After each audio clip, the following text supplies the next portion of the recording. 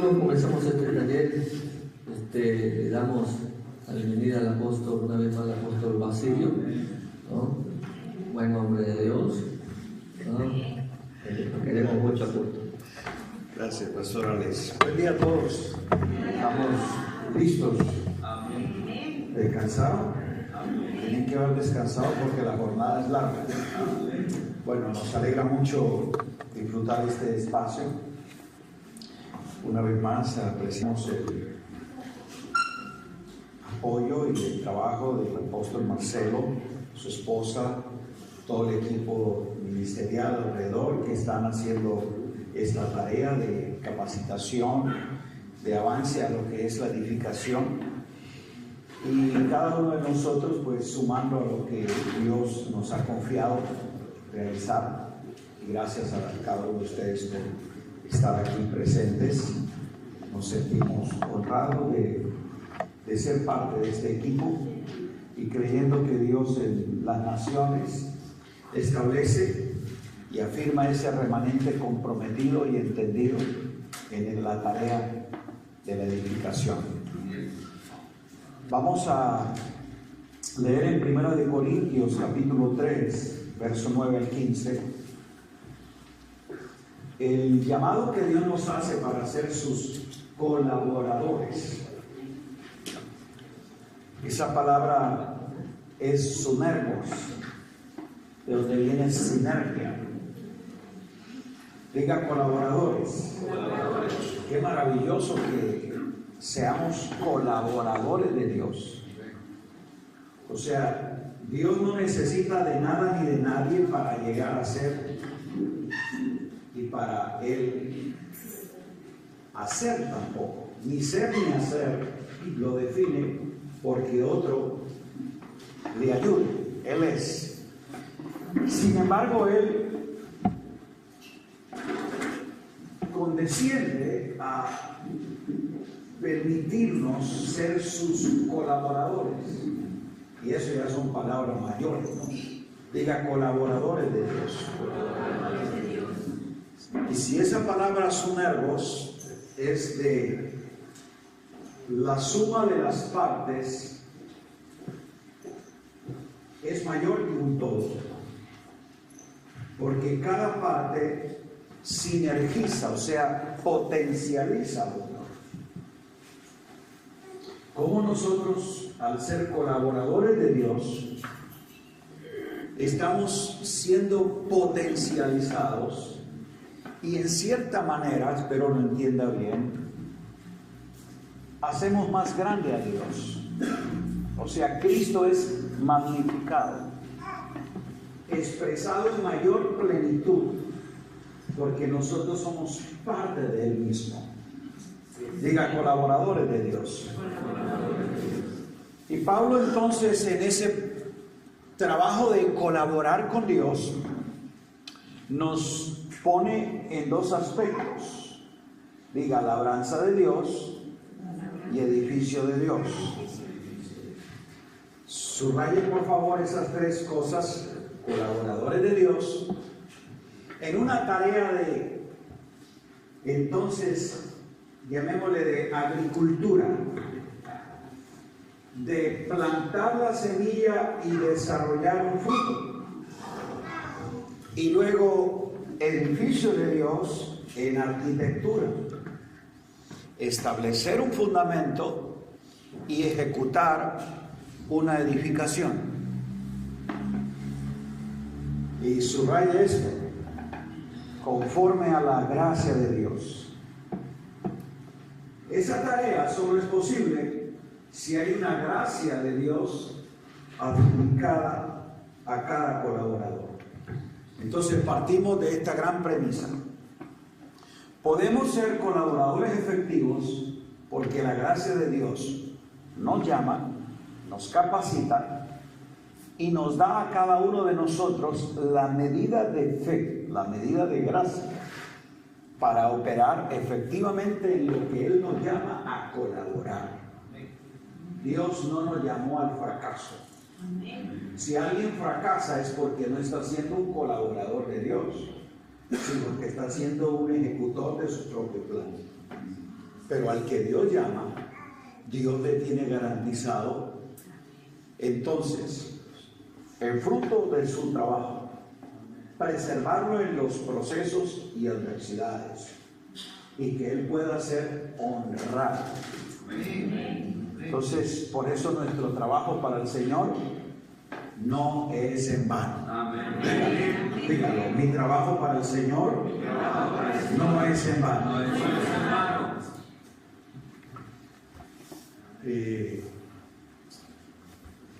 Lo estaba esperando él. Y dice Pablo que conforme a la gracia de Dios que me ha sido dada, yo como perito arquitecto, note usted, no solo es un arquitecto, sino que es un experto. Un perito es alguien diestro, entendido, profesional, experto, conocedor. Él no es un neófito, ni es un albañil, es un arquitecto. Y él en esa puso el fundamento. ¿Por qué Pablo tuvo esa gracia de Dios? Porque Dios lo elige, a él le da el entendimiento. Realmente la intención original del Señor era trabajar con Pedro. Cuando lo llama, tú serás Pedro. Y yo a ti te voy a dar la llave del reino para que edifiques la iglesia. Recuerde que le reveló a Cristo la iglesia y el reino del Padre. Pero Pedro no fue fiel. Esa sería otra manera de ubicarnos ahí. Y no sé si ustedes me dan la pausa para entrar por qué Pedro no se convierte en el perito arquitecto al que Dios llama, porque el que realmente el Señor escogió inicialmente fue a esos 12, y dentro de esos 12 escogió 3, y dentro de esos 3 a uno se le reveló el Cristo. ¿Recuerdan? Amén. ¿Me dejan hacer una? Es la razón por la cual necesitamos ser colaboradores con Dios. Dios nos llama, pero necesitamos colaborar. Y a veces nosotros mismos somos un estorbo. Y nuestros prejuicios nos limitan para que podamos ser efectivos colaboradores en lo que Dios nos llama. El Señor oró y llamó a esos 12. De esos 12 escogió 3 con los que puntualmente llevó a escenarios y a enseñanzas que los otros no participaron. Y por gracia, el Padre al que le revela al Cristo es a Simón. Y Jesús se lo afirma: tú eres, a ti te doy las llaves del reino, y entonces tú vas a edificar la iglesia sobre esta roca, este fundamento que el Padre ha revelado, que es Cristo. Diga Cristo. Esa revelación la recibe Simón de parte del Padre.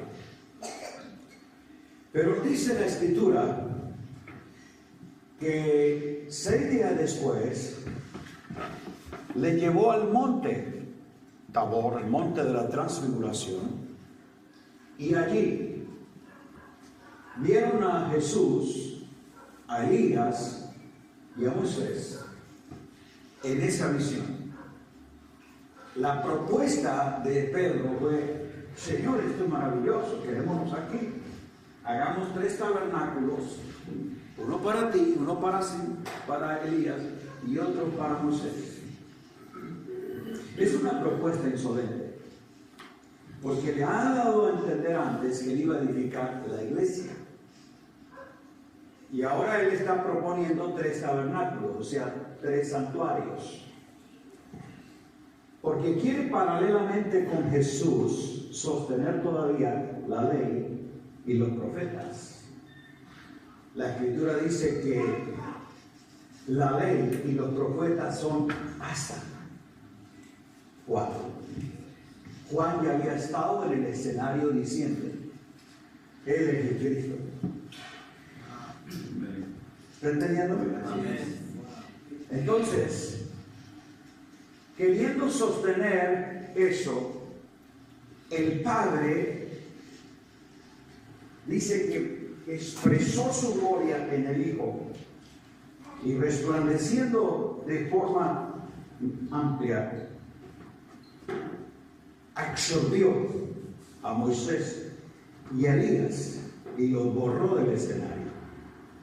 La gloria de Cristo eclipsó la ley y los profetas. Y solo lo vieron a Él. Y el Padre le dijo, solo a Él oí. Tú no tienes que seguir oyendo a la ley y los profetas. A Él. Mi Hijo. Yo antes hablé a través de la ley y los profetas, pero ahora hablo por el Hijo. Y solo a Él debes oír. ¿Estás siguiéndome? Ok. Dice el texto que cuando descendieron de allí del monte, oyendo la voz del Padre, que le da una orden, no fue una sugerencia, fue una orden, solo a Él oí. Cuando descienden, el texto dice que entrando a Capernaum, vinieron los cobradores de impuestos del templo. Siga el relato, ahí en el versículo 44. Y le preguntaron a Simón, ¿a quién le preguntaron? A Simón. Le pregunto, ¿quién era el experto en impuestos? No, Pedro no, Mateo. Le pregunto, ¿quién manejaba la bolsa, el dinero? O sea, ¿por qué le tienen que cobrar impuestos a Simón? ¿Por qué la pregunta a Simón si él no conoce impuestos ni él maneja la bolsa? Es porque él ha recibido la visión de Cristo, de la iglesia, de todo lo que le he venido mostrando hasta ahora. El hecho de que los cobradores de impuestos se acerquen a Simón, intencionalmente está dado, es para que él nuevamente pueda seguir entendiendo de solo a Él oír. Él, este es el Cristo, sobre esta roca se va a edificar mi iglesia. La ley y los profetas eran hasta solo a Él oír. Los compradores de impuestos del templo son emisarios del sistema judaico, que cobraban impuestos para seguir sosteniendo el culto y el templo. Y Jesús le acababa de decir a Simón, ese destrúyalo si quiere, porque yo voy a edificar mi iglesia. No va a ser de ladrillos muertos, sino de piedras vivas. El Señor le dijo que él iba a edificar su iglesia, ¿sí o no? Y ahora Simón, sin preguntarle al que el Padre le dijo solo a él oír, él desde su propio criterio responde a la pregunta. Su maestro paga los impuestos del templo. Y el Padre le dijo solo a él oír. Y él responde sin preguntar. Sí. Pero Simón, ¿de quién se cobran los impuestos? ¿De los hijos de los extraños? No, los extraños. Yo soy el hijo. Yo soy el Señor del templo. Yo soy mayor que el templo. ¿Cómo yo voy a seguir invirtiendo los recursos del reino para sostener un sistema que no es en el que mi padre habita? Esa no es la casa de mi padre. La han convertido en cueva de ladrones. Síganme, porque lo que quiero hablarles es por qué a veces no somos colaboradores efectivos en la edificación, porque estamos por intuición creyendo responder las cosas que la gente pregunta sin entender las respuestas que Dios tiene, no que yo pienso. A veces por eso la gente es edificada sobre nuestras opiniones. Yo opino, a mí me parece, yo creo, no. Lo que tú opines y lo que yo pienso no cuenta para esta edificación, es lo que Dios dice. Por eso yo tengo que solo a Él oír. ¿A quién tengo que oír? Eso es muy importante, diga a Cristo. Dios habla ahora por el Hijo. Y yo tengo que saber es en qué tiempo Dios me habla por el Hijo. Porque una cosa es lo que Dios le habló a los discípulos judíos a través de el Cristo encarnado. ¿Y qué es lo que nos habla a nosotros a través del Cristo resucitado? Es muy distinto lo que Él habló antes de la cruz por el Hijo a lo que nos habla ahora después de la cruz en el Hijo. ¿Está claro conmigo en esto? Tal vez todavía no, pero lo vamos a entender. Entonces Él responde que sí al pago del impuesto. Jesús lo recrimina, le hace entender que no es así, que el Hijo del Hombre es necesario que vaya a Jerusalén, que allí sea apedreado, que resucite el tercer día. Y otra vez, Mateo 16, está la insolencia del Señor. Esto ni se te ocurra, no puede ser posible. ¿Qué es esto? Recuerda la reprimenda que Jesús le dice: apártate de mí, eres un adversario. Tú no estás entendiendo para nada lo que el Padre te acaba de revelar.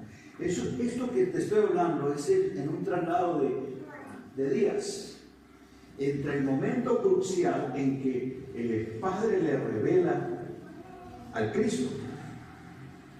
Tú eres el Cristo. En el Cristo le es revelado el reino, y en el Cristo le es revelado la iglesia, porque en Cristo es revelado todo. Diga, en Cristo está el reino de Dios, en Cristo está la iglesia de Dios. Y eso se le reveló ahí a Él. Por eso se le encomienda edificarla.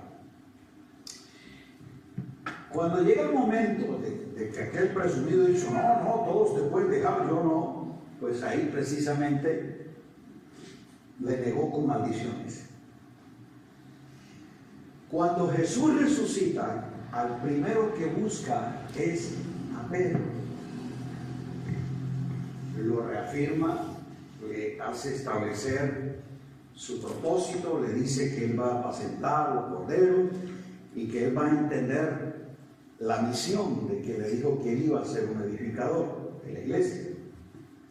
La Biblia dice que luego Él de resucitado se presentó con pruebas indubitables durante 40 días. ¿Cuántos días? 40 días. Encerrado con Pedro, con Juan, con Santiago, con los 12 y otros. 40 días. El Cristo resucitado, con pruebas indubitables de que Él era. Y les habló durante 40 días de qué? Del reino de Dios. 40 días el Rey les explica del reino, qué es lo que ellos tienen que anunciar, el mensaje del reino, las leyes del reino, los valores del reino, los principios del reino, la naturaleza del reino. 40 días hablándoles solo de eso. 40 días de un congreso intensivo y de un solo tema, el reino de Dios, y dado por el Rey mismo. Muchachos, ¿tienen alguna pregunta de esto que les hablé del reino de Dios durante 40 días? El texto dice que le preguntaron, y yo sé quién fue el que le preguntó, porque quién era el que más era. Él. Señor, ¿restaurarás el reino a Israel en este tiempo? Mire la pregunta. ¿Con qué asocian ellos el reino de Dios? Con la restauración a Israel. Cuando Israel tiene la esperanza de un reino político, de que se les quite el yugo de Roma, que se les devuelva a ellos el dominio. O sea, ellos tienen una concepción del reino de Dios, primero política, segundo nacionalista, que el reino de Dios tiene que ver con que Israel nuevamente vuelva a ser cabeza de las naciones. No han entendido para nada el reino de Dios, porque ellos todavía siguen teniendo una lectura judaica del reino, cuando en la cruz el Señor quitó la pared intermedia, trajo el reino de los cielos a la tierra, y ahora el reino de Dios no es un patrimonio para Israel, sino hasta lo último de la tierra, porque en Cristo Jesús no hay judío ni gentil. El reino de Dios es el dominio soberano que Dios tiene sobre todo lo creado en el cielo y en la tierra, donde no tiene que ver nada con una nación o con un pueblo o con una cultura, sino con un reino eterno, donde Cristo es Señor de todos. Y para que abracen su señorío y para que todos puedan ver y entrar al reino de Dios, tienen que nacer de nuevo, sean judíos o sean gentiles, porque su reino no es una cuestión de nacionalidad. ¿Está muy claro con eso? Eso no lo entendía Simón. Y por eso él quiere asociar todavía el reino dentro de sus parámetros judaicos, de donde él viene, porque recuerde que es Simón, hijo de Jonás. O sea, sus padres tienen todo el bagaje cultural y religioso que le han transmitido a sus hijos, y eso es lo que Simón está tratando ahora de procesar. Jesús le dice: ustedes todavía no entienden estas cosas, pero yo voy a enviarle al Espíritu Santo. Él les va a hacer entender las cosas que yo les he hablado. Y van a recibir poder para que sean mis testigos desde Jerusalén hasta lo último de la tierra, y hablen de estas cosas que yo les he enseñado. Para eso vino el poder, de que ellos fueran esa dinastía que iría a reproducir ese reino que él había enseñado. ¿Estamos claros? Vino el Espíritu Santo, estoy en Hechos 2. Fueron llenos. Recibieron ellos de esa plenitud. Dice el texto, versículo 11: y puestos los 11 en pie, Pedro alzó la voz para predicar. ¿Cuál fue el mensaje? Versículo 14: varones israelitas.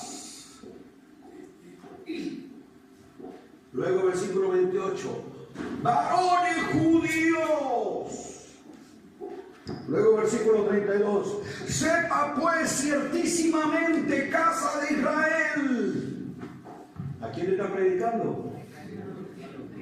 Pero si el Señor acaba de decir que predique el evangelio del reino de Dios hasta lo último de la tierra, y en Jerusalén había judíos, partos, medos, elamitas, cretenses, árabes, pero él solo como que en esa multitud, ¿qué es lo que ve? Lea el texto: varones judíos, varones israelitas y casa de Israel. O sea, el mensaje del reino de Dios que Cristo predicó, él lo está remitiendo ¿a quién? A su cultura. Él no ve el reino de Dios más allá que la casa de Israel. Está aquí. El Señor quiere que Él se desmonte precisamente de esa cultura que tiene tan arraigada que solo ese lente judaico no le permite entender las cosas que Jesús le había revelado al reino. Hechos 3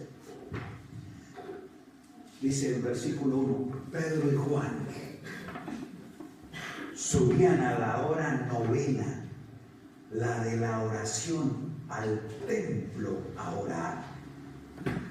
Eso no suena muy espiritual, pero usted tiene que leerlo en el contexto de por qué Lucas con esos detalles precisa la dinámica de estos apóstoles. Porque Hechos es el análisis lógico, sistemático y ordenado de alguien que de forma imparcial quiere poner, como él lo dice, en orden todas las cosas para que se sepan. Y Lucas nos está haciendo es un recorrido del proceso de estos apóstoles del Cordero que él en el Evangelio registra. Por eso tiene que leer el primer tratado de Lucas, que es el Evangelio, y Hechos es el segundo tratado. O sea que los dos son uno solo.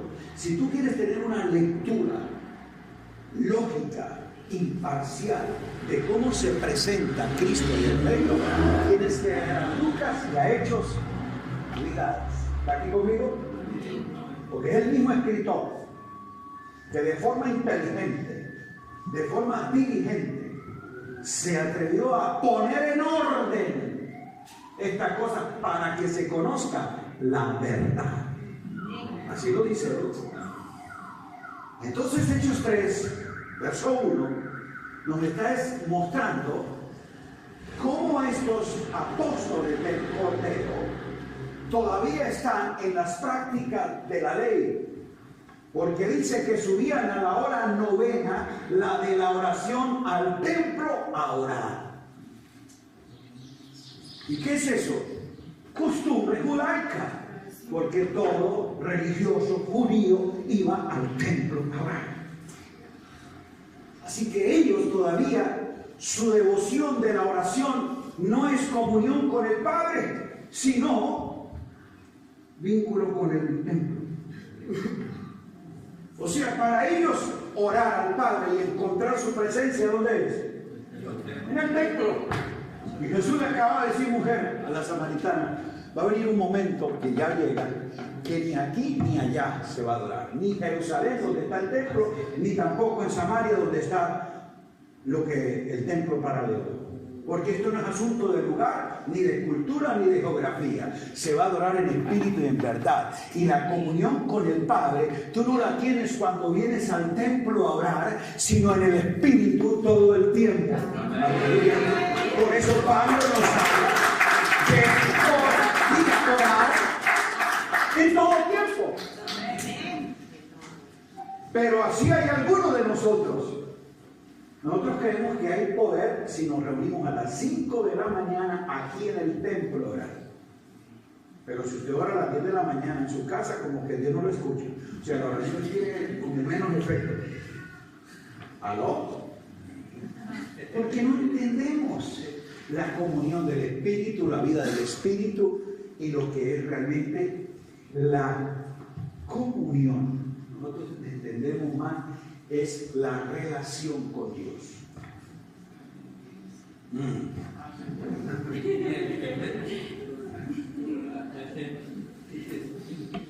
Sí, porque es el lenguaje con que se nos educa. Ahora que se convirtió al Señor, para que tenga una buena relación con Dios, yo no sé si usted recuerda los 5 pasos que nos enseñaron. 1, lea la Biblia todos los días, ore todos los días, luego congréguese, testifica y ser fiel, ofrendando, diezmando. Eso fue lo que me enseñaron a mí. Yo no sé si ustedes me enseñaron esto. 5 pasos para tener una buena relación con Dios y tener una vida cristiana victoriosa. Miren el lenguaje. Relación con Dios y vida cristiana victoriosa. Si yo hago esas 5 cosas. Y yo sé de muchos que lo hemos hecho, hemos vivido en fracaso. ¿O no? Hay mucha gente que ora todos los días, lee la Biblia, se congrega y no tiene una vida cristiana victoriosa. Porque eso se llama relación, que depende de lo que yo haga para que Dios responda.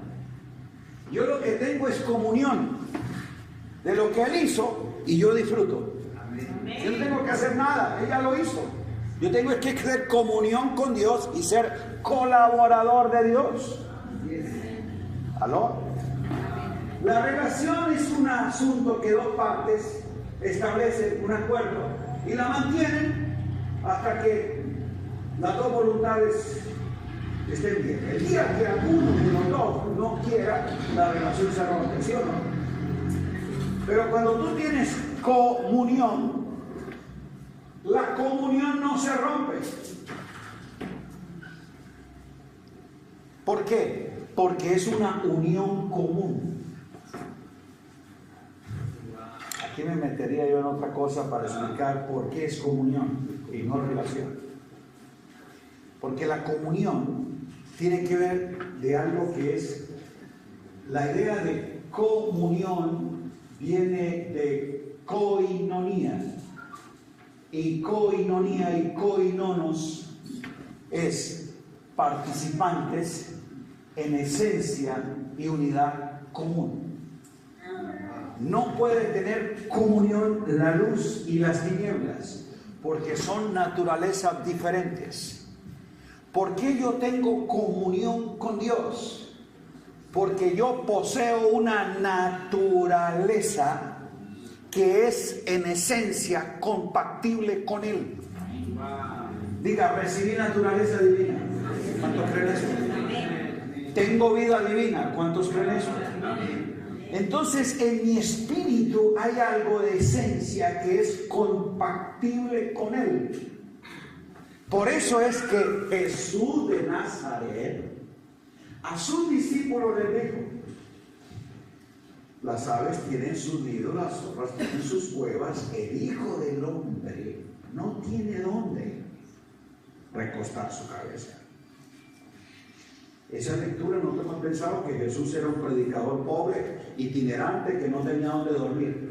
Él no estaba hablando de eso. Yo le pregunto, ¿Jesús tenía dónde dormir? ¿Dónde recostar su cabeza? ¿El Hijo del Hombre tenía físicamente dónde recostar su cabeza? Pues claro, en Nazaret, la casa de su padre. Y que no tenía que ser un rancho de una alcoba. Porque creo que con el oro que le trajeron los reyes, tuvo que darle una buena casa a sus padres. Y recuerden que en Nazaret se le llamaba el hijo del carpintero, que para nosotros lo vemos como un término despectivo, pero en la cultura de esa época, hijo del carpintero era el hijo del que movía la madera en esa región. No era el viejito que hacía un banco allá. No, una connotación de un artesano carpintero en ese momento y en ese punto de la época, era identificando un artesano, alguien que era diestro en el uso de la madera, trabajo que se le daba a la nobleza. Un artesano no lo contrataba la gente común. Era la gente que tenía el poder económico de tener casas artesonadas. ¿Me están entendiendo? Y eso lo hacía era un carpintero. Claro, en nuestra cultura latina el carpintero es alguien analfabeta que tiene un serrucho y un martillo. No. En esa época era un empresario, diestro, entendido, contratado por la nobleza y la clase pudiente. Y ese era José. Y con la inyección económica que le dieron, yo creo que tuvo que haber puesto la mejor fábrica de carpintería de su momento. Así que donde él vivía no era cualquier cosa, en Nazaret, la casa de sus padres. Entonces sí tenía donde recostar su cabeza en Nazaret. En Jerusalén tenía la casa de Salomé. Y luego y de muchas mujeres que le servían de sus bienes. En Samaria, en Betania, tenía la casa de quién? De Lázaro, su amigo que llegaba ahí todo el tiempo. En Juan dice una ocasión que vinieron dos, le preguntaron: Rabí, ¿dónde moras? Le digo: ven y ven. Y se quedó con ellos dos esa noche ahí. Yo le pregunto: ¿usted puede llevar a dos extraños a una casa donde tú no tengas propiedad de entrar? ¿Cómo él invitó a dos personas y se quedaron con él esa noche? ¿En qué casa se quedaron? ¿Dónde Jesús los pudo llevar que él tenga la propiedad? de que sus invitados se queden ahí. Tiene que tener algún derecho en ese lugar, ¿sí o no? Ahí se quedó en esa noche con 2 invitados. Y recuerden que es siglo I, que para tener 2 invitados en casa tenía que ser un lugar espacioso. Entonces Jesús sí tenía donde recostar su cabeza. Entonces no estaba hablando de eso. Lo que le está hablando a ellos es que Él no tiene cuerpo. Porque la iglesia, que es el cuerpo de Cristo, surge es cuando Él resucita. Jesús antes de la cruz tenía discípulos, tenía creyentes, tenía multitudes, tenía seguidores, pero no tenía cuerpo, no tenía iglesia. ¿Está entendiendo? Él dijo que iba a edificar la iglesia, pero Él no la tenía. Lo que está diciendo es, no tengo un cuerpo compatible con mi genética donde yo pueda reposar mi cabeza. Soy la plenitud de aquel. Yo soy el rey. Mi cabeza yo no la voy a poner sobre un reino humano. Yo necesito establecer la iglesia y restaurar el reino de Dios para que Él venga a ser el rey. ¿Ok? Cuando Jesús muere y resucita, se aparece a los suyos y en medio le dice: paz a vosotros, recibid el Espíritu. En ese instante, Cristo, el Espíritu vivificante, sopla a ellos para que su espíritu sean vivificados y nazcan del agua y del Espíritu. Los discípulos estos ahora reciben la vida del resucitado para resucitar en vida. Porque ¿cómo estábamos nosotros antes? Muertos en delitos y pecados, y Él nos resucita. Entonces, note que después de que Él sopla sobre ellos, les imparte su espíritu, es que se aparece y les dice por primera vez: hijitos míos. Nunca antes de la cruz Él les refirió que eran hijos. Apóstoles, discípulos, siervos y amigos, pero nunca hijos.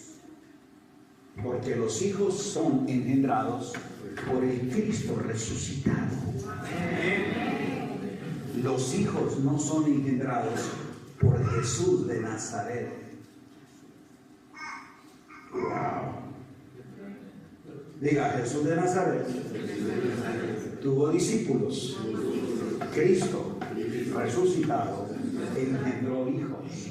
Por eso Juan 1 dice que solo los que creen en su nombre, el de Cristo, son hijos de Dios, porque son engendrados de Dios. Diga: hijos engendrados. Entonces, al recibir el Espíritu, estos ahora sí son compatibles genéticamente con Cristo. ¿Por qué? Diga: poseen naturaleza divina. Por eso es que el Padre, cuando resucita a Cristo y lo exalta, dice Efesios 1, lo dio por cabeza de la iglesia, que ahora Él sí tiene. Note usted que dio por cabeza de la iglesia no a Jesús de Nazaret. ¿A quién dio por cabeza?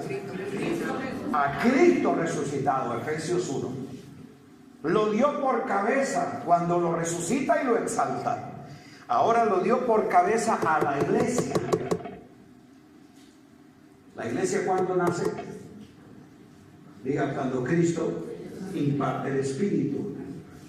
Por eso esos 12 son primicia, pero en Hechos 2 vino sobre todos ellos el Espíritu Santo para darles la vida de Dios y que ellos puedan ser la iglesia de Dios. ¿Está claro aquí conmigo? Ok. Entonces tenemos ahora una naturaleza divina con la cual Cristo tiene unión.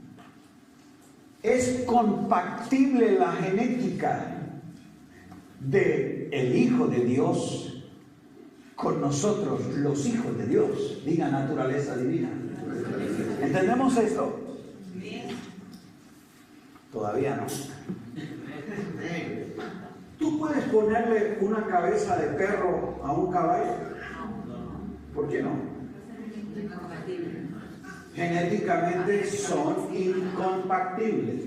Son dos naturalezas que no se pueden unir. ¿Tú crees que el Cristo resucitado y ascendido, que es el postrer Adán, espíritu vivificante, va a tener una naturaleza compatible con personas no renacidas, hijos de Adán? No. Por eso es que Él nos hace nacer de nuevo para recibir naturaleza divina y Él poder ligarse a nosotros, porque el que se une a Cristo, un espíritu es con Él. Amén. Aleluya. Amén. Se une. Ahí es una mezcla, una fusión, Cristo impartido en nosotros, para que nosotros seamos en Él y Él en nosotros la expresión plena de Dios. Porque la iglesia, que es su cuerpo, es la plenitud de aquel que lo llena todo en todo. ¿Entendimos? Entonces, ¿qué es lo que hay entre la cabeza y el cuerpo? Diga, unión orgánica. ¿Por qué? Porque genéticamente estas dos partes tienen la misma naturaleza. Y al ver unión orgánica entre la cabeza y el cuerpo, entonces hay comunión de vida. Por eso es que el cuerpo responde naturalmente a la vida de la cabeza. ¿Quién es el que le da el movimiento al cuerpo? ¿Qué? Y el cuerpo tiene que hacer un curso, pensarlo. No, si la cabeza le dice levanta la mano me dice, ¿y por qué? Ella no pregunta, no cuestiona, no, ella sencillamente de forma natural responde. Porque la cabeza es la que le está dando la orden. Y mire usted, si usted está observando el cuerpo de forma casi que instantánea, en micromillonésimas de segundo antes de que tú lo hayas declarado, él ya responde, porque es un asunto orgánico. ¡Wow! Esto es maravilloso entenderlo. Porque nosotros que somos el cuerpo de Cristo, Él sí nos tiene que convencer. Levante la mano, muévese, ustedes que son mi cuerpo, mire a ver si lo hacen. Porque nosotros no tenemos una expresión orgánica de la vida del Espíritu. Y es la que necesitamos desarrollar. Diga, somos el cuerpo de Cristo. Entonces, en esa unión orgánica es que hay comunión. Por eso, si tú observas en la Biblia, en ninguna parte de la Escritura, y particularmente en el Nuevo Testamento, se habla de relación con Dios. Yo no he encontrado esa palabra en la Biblia. En ninguna traducción. Pero ¿qué dice Primera de Juan? Que Dios es luz y ninguna tiniebla hay en Él. Que nosotros andamos en luz, tenemos comunión con el Padre. ¿Qué es lo que tenemos? Primera de Corintios 1:10. Fiel es el que nos llama.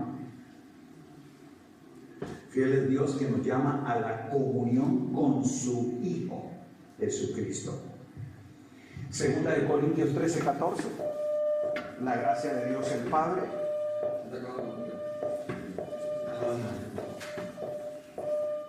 Eso está bueno, eso. O sea, pausa, primero al descanso. No he entrado ni en la introducción. Me quedé ahí en...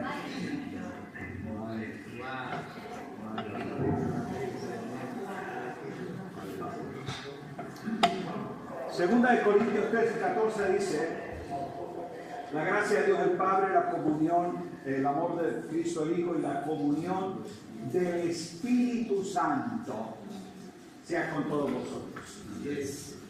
Esos tres textos dicen comunión con el Padre, comunión con el Hijo, comunión con el Espíritu Santo. ¿Qué es lo que dice? Comunión. No dice relación. Desde ya empieza a quitar esa palabra del lenguaje con la gente nueva. Amén. Porque si la gente está esperando una relación, se frustra. Por eso es que la gente dice, hoy siento que Dios no me oyó. Si no leyeron la Biblia, creen que ese día Dios no los va a bendecir. Porque ellos guardan es una relación basada en qué cosas tú haces para que las dos partes marchen. Yo tengo es comunión, unión de vida con Cristo. Y lo que yo vivo es la vida en Cristo, no la vida cristiana. Ese es otro término que no sé dónde inventar. En ninguna parte del Nuevo Testamento se dice vida cristiana. Bueno, sí, en un subtítulo de Efesios, porque algunos creen que los subtítulos son parte de la Biblia. Y usted sabía que la Escritura no tiene ni capítulos, ni versículos, ni subtítulos. Esos se pusieron luego por traductores. Un traductor católico romano puso vida cristiana. Y nosotros seguimos diciendo vida cristiana. La Biblia me habla como lo habla Pablo, vida en Cristo. Diga vida en Cristo. Eso es muy distinto a la vida cristiana. Porque la vida cristiana son pasos que los cristianos hacen para tratar de imitar a Cristo en su vida. Entonces, de acuerdo a lo que ellos hagan, la vida cristiana va a ser buena. Pero la vida en Cristo no es imitación, es impartición. Él te dio la vida y tú sencillamente tienes comunión con Él. Y por estar unido a Él, tu vida se nutre de la vida de Él, porque Él es la cabeza y tú eres el cuerpo. Aleluya. El cuerpo se nutre de la vida de la cabeza. ¿Está aquí conmigo? Bueno, hice toda esa aclaración para mostrarles el por qué Pedro no está entendiendo lo que el Señor le quiere hacer y todavía está en la práctica de lo que es la religión de sus padres, el judaísmo. Que de hecho, el judaísmo el Señor nunca se lo entregó a Israel. El Señor le entregó a Israel fue la ley y los mandamientos, pero no el judaísmo. El judaísmo fue la religión que ellos construyeron interpretando la ley. Fariseos, saduceos, esenios son grupos del judaísmo que interpretando la ley crearon, llamémosle, sus denominaciones. Pero el judaísmo nunca Dios lo creó. Eso se crea en los 400 años antes de Cristo. Sadoc, uno de los líderes que empiezan a establecer el celo de la ley, y luego en la historia, que no está en la escritura, pero sí en la historia, cuando vienen los macabeos, es donde ellos empiezan a tener el celo por la nación, y por la ciudad, y por el templo, y por la ley. Y entonces van consolidando escuelas rabínicas que celosas a la ley la interpretan. Y de ahí es que nacen el judaísmo como religión. ¿Está aquí conmigo? Eso es porque muchos piensan que el judaísmo es una patente que Dios tuvo en el Antiguo Testamento. Él no ha tenido patentes religiosas de ninguna clase, ni en el Antiguo ni en el Nuevo. Porque tampoco fue que ahora puso el cristianismo. Como algunos todavía piensan, ¿no? Que yo soy del cristianismo. Usted no es del cristianismo. Usted es de Cristo. El cristianismo no. Ay, ay, ay.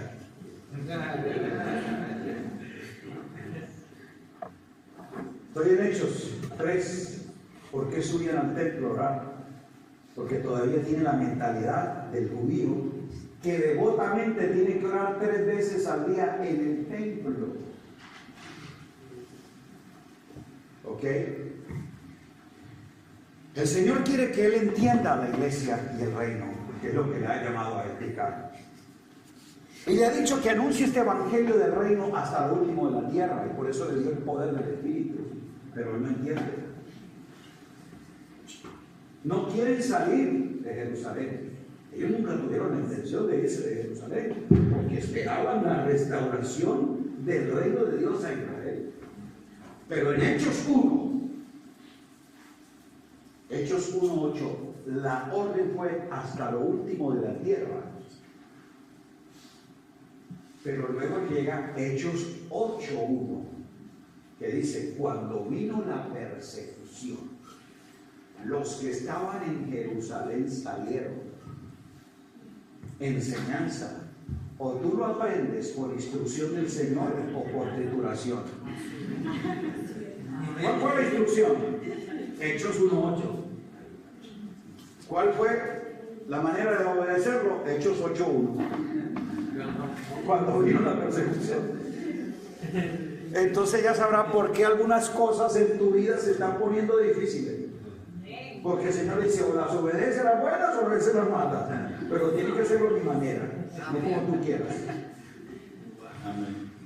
Cuando vino la persecución salieron, porque el Señor quería hasta lo último de la tierra. Pero los de Jerusalén, donde estaban los apóstoles del Cordero, viendo tremendo avivamiento, respaldo del cielo, la gente convirtiéndose, no, Dios va a restaurar el reino de Israel. Todavía no creen que es hasta lo último de la tierra. Simón está renuente. Hechos 10. Dios le da una visión. En ese éxtasis vio un lienzo con animales, reptiles, aves, cuadrúpedos, todas clases. Y una voz que le dijo, ¿qué le dijo? ¿A quién le habló? Pedro, mata y come. Mire, una visión del cielo, una voz que le decía, y él la identifica la voz. ¿Qué fue lo que él respondió? Él no dijo: no, Gabriel, no. No le estaba hablando a nadie. ¿Quién estaba hablando? Dios. El Señor mismo. Por eso le responde, porque identificó la voz. Señor, no. Seguramente. Pedro, mata y come. Señor, tú sabes que yo soy judío. Pedro, mata y come. Señor, no. La ley dice que no comeramos a ningún animal inmundo. Por tercera vez. Y los argumentos fueron: soy judío, o sea, en una cultura. Y luego usa la ley. O sea, se va a la Biblia a mostrarle un texto bíblico al Señor, como si él no lo supiera. Después mandó a escribirla. Porque el Levítico sí lo dice. El Levítico, allá en la ley, sí dice que no comerás animal inmundo. Pero si le acaba de decir que la ley y los profetas fueron absorbidos por Cristo, solo a él oír, y él está diciendo: mata y come. Y tú todavía estás argumentando que el Señor no. No te asombres que todos llevamos algo de Simona de Dios.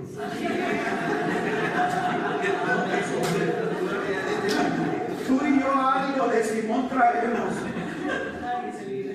Del catolicismo, de nuestra cultura boliviana, colombiana, mexicana, latina, de nuestro bagaje evangélico.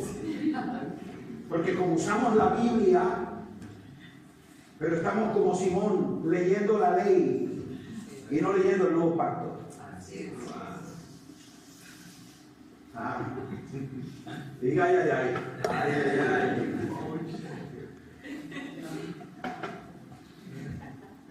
Ay, qué tremendo. Simón Yo creo que el Señor dijo, pedazo de animal, esos no son animales. Lo que yo te estoy mostrando son naciones. Mire cómo nuestros prejuicios no nos permiten ver lo que el Señor nos muestra. El Señor le estaba mostrando naciones y él estaba viendo animales. Por eso era una visión. Y la visión tú la tienes que interpretar desde el lente de Dios. Porque la visión no es lo que tú ves, sino lo que Él te muestra. Ese es el problema con nosotros. Interpretamos la visión de Dios con lo que nosotros vemos. Ah, no, Dios me mostró. No, eso no fue lo que Él te mostró. Eso es lo que tú viste. Pero no fue lo que Él te mostró. ¿Qué era lo que Él estaba mostrando? Naciones. Por eso es lo que le dice. Lo que yo limpié con mi sangre. El Señor murió, dio su sangre por limpiar un reptil o un conejo. Entonces no le está hablando de animales inmundos. No lleves tú inmundo a lo que yo limpié con mi sangre. Gentiles y judíos, mi sangre por ello fue dada. Y a los dos yo los redimí. Los compré con mi sangre y los limpié con mi sangre. Así que tú no puedes llamar ni común ni inmundo a lo que yo he santificado. Rígale.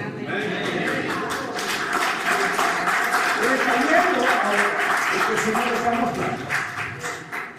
Entonces, Simón tiene argumentos culturales y bíblicos para decir no. Mire, caminó con él 3 años y medio. Luego 40 días explicándole el reino. Le impartió el Espíritu. Le da la visión. Lo corrige. Lo enseña. Le muestra. Le dice con figurita, con plastilina, con... Dígame, ¿de qué otra manera se le explico, Simón? Yo creo que el Señor dijo, no, con este sí, yo voy a esperar hasta que Él diga que sí. Mi iglesia la voy a dedicar para él 30 siglos. Así que me voy a buscar otro que me diga sí. Y se fue rumbo hacia Damasco y encontró uno que le dijo, Saulo, ¿qué me persigues? ¿Quién eres, Señor? Yo soy Jesús a quien tú persigues. ¿Qué quieres que yo haga? Vete a la calle que se llama derecha y allí te enseñará lo que ha de hacer. Si hubiera sido Simón, ¿por qué a la derecha? No puede ser a la izquierda. ¿Y por qué allá? ¿Por qué no me lo enseñas aquí? O sea, algún argumento, alguna. No, dijo, ¿qué quiere que yo haga?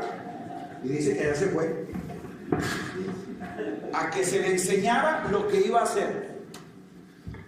El Señor le había llamado para que conociera el gusto, oiga su voz y que haga su voluntad.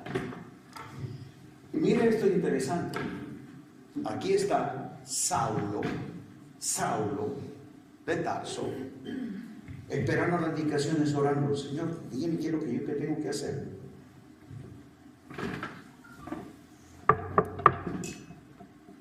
Llega Ananías. Recuerde que el que está allí orando es Saulo de Tarso. Escuche el abolengo de Saulo de Tarso para que usted sepa quién era el que está orando. Discípulo honorífico de Gamaliel. En cuanto a la ley, fariseo, circuncidado al 8º día, de la tribu de Benjamín, hebreo de hebreos, irreprensible. ¿Cómo dice? Irreprensible. Así que el que está orando aquí es alguien que tiene realmente un background judaico por encima de Simón y de todos ellos. Esto no lleva ni a hebreo siquiera, este es hebreo de hebreos. ¿Me hago entender? Este sí es un entendido de la ley. Este es graduado de la ley, que la conoce, la practica. Y ahora el que le llega es un discípulo anónimo. Ananías, que nadie sabe ni quién es. Y ahí cuando estaba orando, qué tremendo saludo. hermano Saulo. Y con eso lo desarmó. No le dijo apóstol, ni alumno de Gamaliel, no. Hermano Saulo. No, pero es que eso es intencional. Porque lo primero que él entiende es que en Cristo no hay ni varón ni judío, no hay ni hembra ni mujer, ni tampoco hay pastores y laicos o apóstoles y discípulos. Somos hijos. Y tú eres mi hermano. Eso lo entendió Pablo a través del saludo que éste le dio. Si usted y yo fuéramos Saulo, y hemos dicho, el que se me apareció fue el Señor, y el que va a decirme qué es lo que tengo que hacer, como mínimo vendrá el arcángel Gabriel.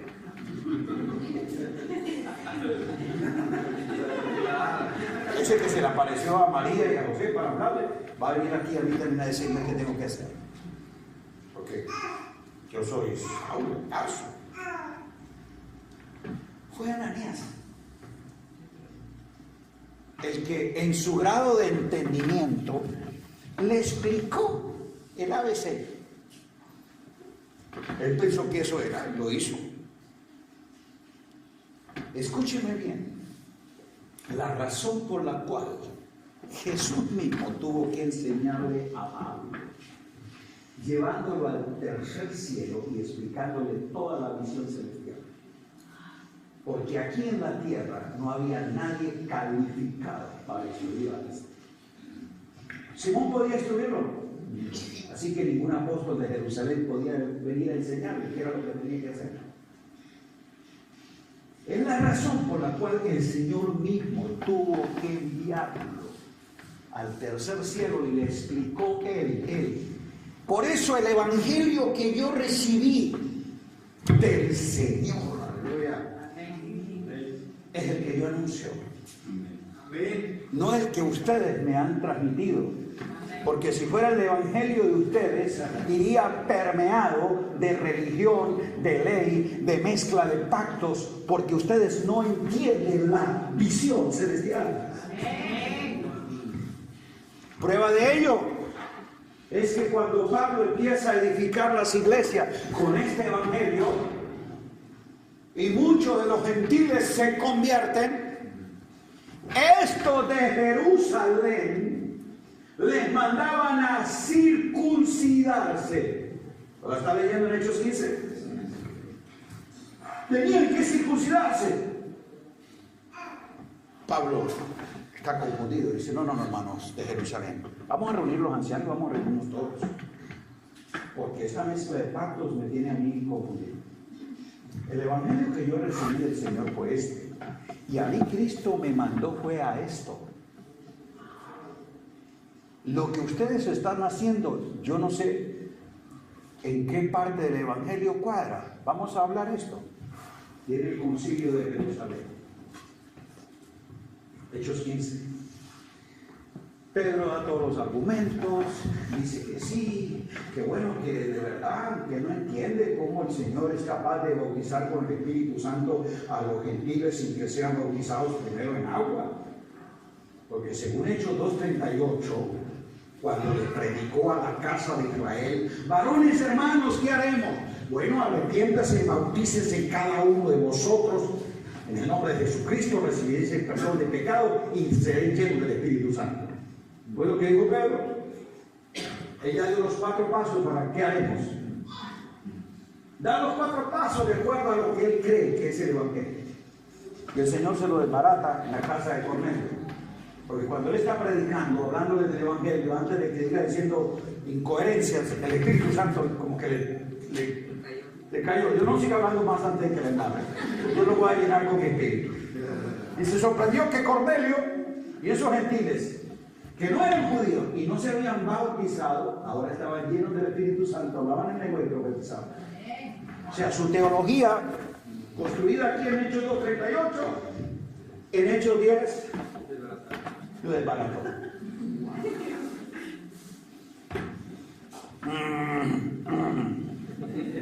Porque nosotros a veces construimos doctrinas, formulamos teología desde nuestro criterio, permeado de nuestros prejuicios y tradiciones. Y la gente nos pregunta, ¿y qué haremos? Entonces mi respuesta es, lo que yo pienso, no lo que Dios dice. ¿Tenemos algo de Simón o no? Por eso nuestra gente a veces lo que tiene como doctrina no es lo que Dios dice, sino lo que yo he interpretado.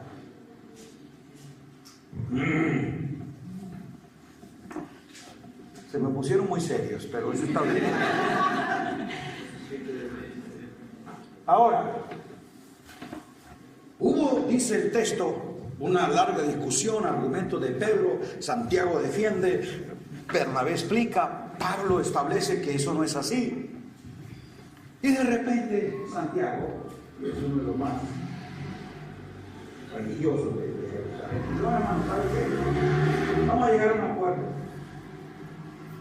No vamos a imponer esa carga de que se circunciden los gentiles. Pero, por favor, Pablo, dígales que se abstengan del ahogado, que no coman sangre, que no hagan... O sea, quitémosle la circuncisión, pero por lo menos dejémosle esas tres cositas. Tres cositas que son de la ley también. ¿O no están en la ley? Le siguieron dejando ley a la iglesia de gracia.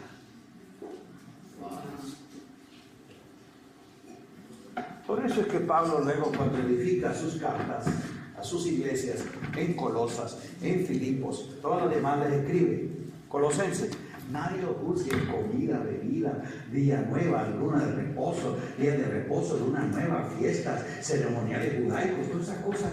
Eso no es nada, todo eso Cristo lo canceló. El acta de los mandamientos, ordenanzas y todo lo que iba establecido en ley religiosa. El fin de la ley es Cristo. Ustedes no viven por ley, ahora ustedes viven en gracia.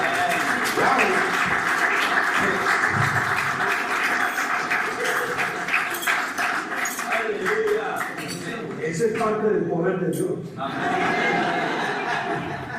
Se quebró el espíritu. Eso quiere decir que el espíritu religioso tiene que quebrar. Amén. Aleluya. La gloria. Ahora el Señor va a quebrar muchachos. Somos vasos que contienen su gloria. Amén. Pero estos vasos están mezclados de una cantidad de cosas. Hermano, recuerda, el Señor no está purificando el contenido, es el recipiente. Amén. El Evangelio es el mismo. La esencia de la palabra es la misma. No es que estamos trayendo un evangelio nuevo o cambiándole algo al evangelio, no. Ese es el evangelio. Lo que pasa es que el Señor está filtrando los vasos, los recipientes donde está esa palabra. Alguien está pensando de que esto es algo que se está inventando ahora. No, eso está ahí en la Escritura. Si este no es un nuevo evangelio, es el evangelio. Solo que nosotros, como Simón, todavía lo seguimos filtrando a través de nuestro vaso, que tiene bagaje cultural, religioso, paradigmas, forma de interpretar y decir las cosas. ¿Estamos aquí? Amén. Entonces, si usted observa, el proceso con Simón fue demasiado lento para entender el evangelio del reino y la verdad del nuevo pacto que recibió Pablo. Hechos nos muestran precisamente el proceso. Por eso, cuando uno nota lo que se vino haciendo, Pedro lo reconoce. El hermano Pablo dice cosas difíciles de entender. ¿O no lo escribe?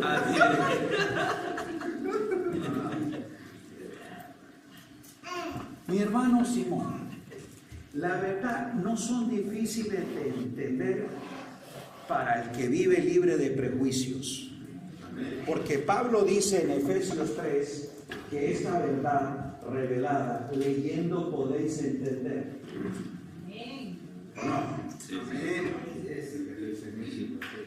Pero como nosotros queremos leer la palabra con nuestros lentes religiosos, judaicos, culturales, por eso es difícil de entender, porque le pongo el filtro de mis prejuicios y preconceptos a lo que Dios dice, y en vez de estar viendo lo que Él me muestra, yo estoy creyendo que son animales. ¿Está aquí conmigo? Amén. Ya te dije que porque todos tenemos algo de Simón. Que ese es el que el Espíritu quiere matar en mí. Porque cuando Jesús lo conoció en Juan 1, le dijo: tú eres Simón, hijo de Jonás, pero tú serás Pedro. Yo voy a matar en ti esa caña frágil que eres, Simón, y voy a sacar de ti, de esa roca eterna, una piedra fuerte y sólida. Aleluya. Lo que es la caña heredada de tus padres, de las raíces de Jonás, tu familia, yo no voy a dejar desaparecer. A ti te voy a formar de la cantera, de la roca. Tú serás Pedro. Aleluya. Aleluya. Y de ese Saulo voy a sacar un Pablo. Pero Dios a veces, para sacar el Pablo que somos, tiene que humillar al Saulo en que vivimos. ¿Y cómo lo humilla? Enviándole un discípulo para enseñarle las cosas básicas. ¿Saben por qué muchos de nosotros no pasamos de Simón a Pedro, de Saulo a Pablo? Porque precisamente nos resistimos a lo que Dios quiere enseñarnos, a lo que Él nos quiere mostrar. O a veces no queremos recibir al que el Señor nos envía para instruirnos. Amados, en muchos lugares la gente recibe la instrucción no del que Dios le envía, sino del que ellos quieren. Dios quería en esta etapa probarte, saber tu sencillez, tu humildad, si estabas dispuesto a recibir una instrucción superior. Amén. Y por eso Él te envió. Amén. A un desconocido. Voy a sacar para allá en Colombia, este hermanito que nadie conoce, yo lo voy a llevar. Si ellos logran entender y recibir el ABC, pues yo les voy a traer de verdad a un poderoso. Amén. Amén. Pero muchas veces uno llega a territorios y los pastores dicen: ¿y usted cuántos miembros tiene? Sí. Como si la verdad dependiera de la cantidad de gente que yo tengo. Si así fuera, Jesús no habría que escucharlo, porque lo que tuvo fue 12 y el 11 cobardes sin traidor. Eso es lo que él. Si fuera por la cantidad de gente que congregaba, pues a Pablo nadie le invitaba, porque en una cárcel estaba solo y allá en Roma, en una casa alquilada, enseñaba. ¿Qué tanta gente puede caber en una casa alquilada del siglo I? ¿Aló? Pero hoy la gente le pregunta: ¿cuántos miembros tiene? Muéstrame tu página web, qué tan grande es tu... ¿Y quién es tu cobertura? Porque depende de quién me cubra, entonces me recibo. ¿Aló? Y yo sencillamente era una Ananías que Dios te envió para enseñarte a recibir. Porque si estás dispuesto a recibir una Ananías, ya Dios te tiene puesto ahí un Pablo.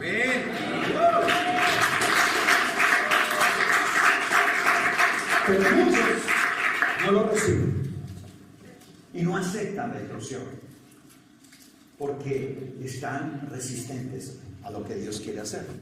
Y aquí es donde está la lección de ser colaboradores con Dios.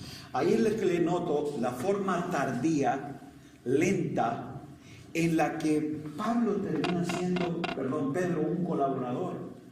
Pero si tú observas el proceso, Pedro, hermano, no adelantó como debiera ser, no fue efectivo como debiera ser. Él llega a su etapa ya mayor, reconociendo como anciano cosas que su intrepidez no logró procesar. Y escúchame lo que le voy a decir, que aquí es donde nosotros nos engañamos. Nosotros pensamos que porque una persona es ungida, tiene una mega iglesia y Dios lo respalda con señales, es que es efectivo. Pedro tuvo la congregación más grande. Bajito eran 8.150 ahí en Jerusalén, que ellos pastoreaban. Pedro tuvo uno de los ministerios de milagros más sorprendentes. Su sola sombra pasaba y los enfermos se levantaron. Resucitó a gente que trabó la mano, levantó paralíticos, ¿o no? Lleno del Espíritu Santo, pero ignorante en la edificación, inefectivo en el diseño, y todavía tenía cosas difíciles de entender. ¿Quién dijo eso? Este ungido. Entonces no quiere decir que porque está ungido y tiene la iglesia más grande y Dios lo respalda con grandes señales, lo que enseñe es lo correcto. Le pregunto, ¿Pedro predicaba el verdadero evangelio? No. Un evangelio mezclado entre gracia y ley, entre viejo y nuevo pacto, ¿o no? Él tuvo que aprender a ir depurándose de todo eso, dejándolo poco a poco hasta llegar a comprender de anciano. El que logra entender de que nosotros, digo, yo voy a ustedes a recurrir a la edad que él quiere hacerlo. Aunque ustedes la sepan, le dice, pero voy a escribirles para recordarles estas cosas y que estéis confirmados. El que hace la declaración de la verdad presente, en la verdad presente. ¿Quién fue el que estableció el ser confirmados en la verdad presente? Este anciano. Esa verdad presente él la tenía que haber ejecutado desde acá. ¿Se puede imaginar el avance mayor que hubiera podido tener el evangelio en esa connotación? ¿A dónde ese evangelio del reino pudiese haber llevado a esta iglesia? Una iglesia que camina con ese esplendor de respaldo de Dios, de provisión de Dios. No había ningún necesitado, todos compartían, las finanzas fluían. Pero luego, un año más adelante, Pablo tiene que ir a todas sus congregaciones en Macedonia. Hermano, yo le enviado a ti, pero otro, por favor, vamos a poner muestra de generosidad para enviarle ofrenda. ¿A quiénes? Díganlo. No a la iglesia, no dice a la iglesia, a los pobres de Jerusalén. Eso me dice mucho. Hijos de Dios viviendo en pobreza, llenos del Espíritu Santo, con una mega congregación y respaldo del cielo. ¿Por qué pobres? Porque si usted le explica un evangelio mezclado de ley, la religión esclaviza, empobrece y diviniza a la gente, la hace ir 3 veces al templo, pero no ser efectivos en el reino. ¿Cuándo Pablo levantó una ofrenda para sus iglesias o para su mente pobre? Al contrario, les enseñó a producir, a ser emprendedores, a ser ellos generosos. Aleluya. Aleluya. Son lecturas que entre líneas tenemos que hacer, ¿no?, de lo que en la Biblia aparece. Yo me he preguntado eso. ¿Por qué dar ofrenda a los pobres de Jerusalén? Y con esa mentalidad nosotros todavía queremos levantar ofrendas para los pobres. No, necesitamos generar mentalidades de riqueza, productiva, emprendedora. Que la gente sepa que son bendecidos. Amén. Y que pueden generar bendición. Amén. Que la pobreza no es un asunto en el que ellos tienen que vivir. Yo puedo pasar una necesidad y una situación de escasez, pero yo soy un bendecido, soy un prosperado, voy a generar recursos, no voy a esperar a otros que traigan una palabra del Señor, que era más bienaventurado dar. Pero los pobres les gusta es que, porque no entienden el evangelio de la gracia. De gracia recibiste, da de gracia. Sí, por eso le dije que yo puedo ministrar liberación de un espíritu de pobreza a una gente, pero no cambiarle la mentalidad de pobre para que viva la libertad con que Cristo lo hizo. Para eso tengo que enseñarle el evangelio del reino de Dios. ¿Está aquí conmigo?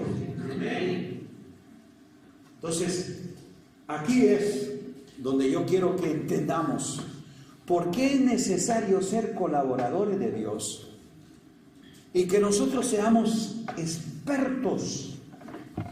Y ahora vuelvo al texto donde comenzamos. El hecho que se haya partido no quiere decir que no me den agua. Vamos a tomar agua de todas formas. Al agua ahora viene... Yo creo que la mejor está.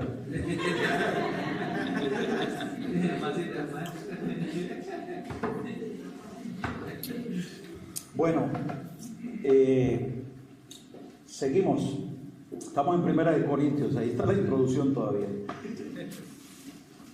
Entonces dice, yo como perito arquitecto, ya les dije por qué Pablo fue el perito arquitecto, el experto en diseño, estructura, fundamento, el que genera toda la infraestructura de edificación y lo plasma en planos, porque él lo recibió del Señor. ¿De quién recibió este evangelio? Cuando el Señor le dio la visión celestial, Cristo es revelado, la iglesia es revelada, el reino es revelado. Pablo entendió todo el orden divino de las cosas celestiales. Desde el tercer cielo las recibe y es enviado aquí a hacerlo. Y miren lo que él dijo. Esto mismo enseño yo en todas las iglesias. Pablo nunca cambió el diseño, alteró el mensaje. Cambió estrategia, no confunda método de estrategia con diseño. Pablo sí cambió métodos de cómo hacerlo, estrategias de cómo llegar, pero jamás el diseño y jamás el mensaje. Esto mismo enseña. Por eso cuando tú ves las iglesias que Pablo estableció con su equipo, eran iglesias entendidas en este evangelio. ¿Está aquí claro? ¿Okay? Y él dice entonces, yo como perito arquitecto que recibí del Señor de la obra, cuyo arquitecto y constructor es Dios, de él yo recibí esto, entonces yo he estado estableciendo fundamentos. Y dice, y mire cada uno cómo sobreedifica. Diga cada uno. Amados ministros y santos del Señor, que nosotros tenemos la hora de edificación, tenemos que ser muy cuidadosos de esta advertencia que nos hizo el apóstol, porque nadie puede poner otro fundamento que el que está puesto, el cual es Jesucristo.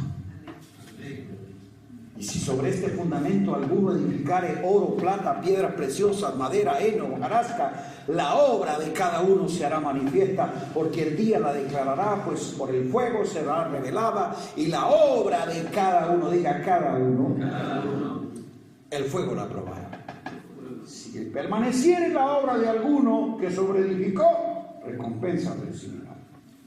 Si bien el mismo, si la obra de alguno se quemare, él sufrirá pérdida, si bien el mismo será salvo, así como por fuego. Amado, hay algo que el Espíritu Santo en la actualidad está provocando en el corazón de los hijos. Y es una santa insatisfacción de que la grandeza del Evangelio y el poder de este reino que Él ha establecido no es una realidad plena en nosotros. Miles y miles, hijos de Dios, se sienten insatisfechos. He ido al culto, he estado ahí haciendo esto, he servido en el ministerio, pero yo sé que hay algo más. Que realmente nosotros todavía no estamos en la medida que Dios quiere que así sea. Y esta es una cosa que el Espíritu de Dios está llamando a transición, a cambio. Que volvamos al orden de que existe un diseño correcto, de que existe un fundamento único, de que existe la manera genuina en hacer las cosas. Y es donde el Espíritu Santo de Dios está llevándonos al entendimiento de la realidad. Y dentro de ese proceso estamos viendo pastores, iglesias y ministerios entrar en esa transición donde la vida, el ministerio y la congregación va desde una visión pastoral a una visión apostólica, de una religión cristiana al reino de Cristo, de cómo la iglesia puede pasar de la ley del viejo pacto a experimentar la gracia libertadora que nos trae el nuevo pacto. La congregación está viendo de que todo ese ritualismo que la religión tiene del orden de Aarón no es correcto conforme al orden de Melquisedec. Hay algo poderoso que se está generando. Y cuando nosotros llegamos a la medida de Cristo y vemos el estándar que en esta verdad se establece, ahí es donde entonces llega para nosotros los desafíos. Esta palabra, hermano, nos genera estándares mayores de gloria. ¿Y sabe por qué razón mucha gente no se resiste o se resiste a este orden de Dios? Porque muchas veces ese diseño les desafía ordenar sus vidas.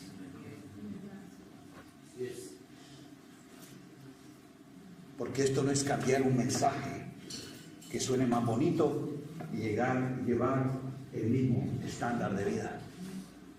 Cuando esta palabra se establece en ti como fuerza reguladora y gobernante de tu vida, el primero que es transformado en su manera de pensar y de entender la realidad de la vida eres tú. Lo tiene que ver tu familia, lo tiene que percibir tu esposa. Y esta palabra entonces empieza a crear un orden, una transformación en nuestra manera que ya